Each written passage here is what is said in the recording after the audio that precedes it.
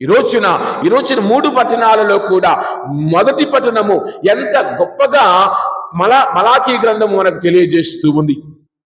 2వ వచనం తెలియజేస్తూ ఉంది, ఆ నా వాక్కు ఎడల నా ఎడల భయభక్తులు చూపువారు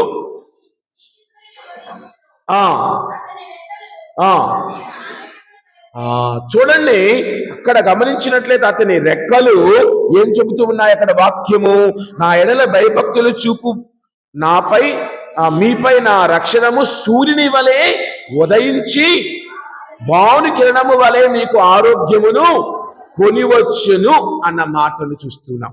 భాను కిరణాలు మనందరికీ తెలుసు, ఉదయకాల లేత కిరణాలు 7 గంటల లోపు 8 గంటల లోపు. చిన్న పిల్లలు పుట్టినప్పుడు అందరికీ కామర్లు వస్తాయి. డాక్టర్ గారు ఏ మందులు ఇవ్వడం, ఏం చెప్తాడు, తల్లి బిడ్డను తీసుకొచ్చి ఎండలో కూర్చోబెట్టండి అంటాడు. ఉదయకాల కిరణముల వరకు నీకు ఏ విధముగానైతే ఆరోగ్యము వస్తూ ఉందో, నీ శరీరానికి కావలసిన డి విటమిన్ అదే ఈ రోజులు తగ్గుతూ ఉంది. డి విటమిన్ ఉంటేనే ఎముకలు పుష్టిగా ఉంటాయి. డి విటమిన్ ఉంటేనే నీకు కే విటమిన్ బాగా ఉంటుంది శరీరంలో. ఎందుకు, ఏదైనా తెగిందనుకో రక్తం ఆగటానికి కే విటమిన్ కావాలి, అది డి విటమిన్ ద్వారానే వచ్చింది. మేము అసలు ఏసీ గదిలో నుంచి బయటికి రామండి. రోజు నెలకో వారానికి ఒక డి విటమిన్ టాబ్లెట్ వేసుకునే వాళ్ళు మన మధ్య లేరా ఈ సమాజంలో? ఒకప్పుడు ఉదయం నుండి సాయంత్రం వరకు ఎండలో కష్టపడ్డోడికి ఏ రోగము లేదు. ఈ రోజులు అందరం ఏసీ గదులే, అందువల్ల అందరికీ రోగాలే.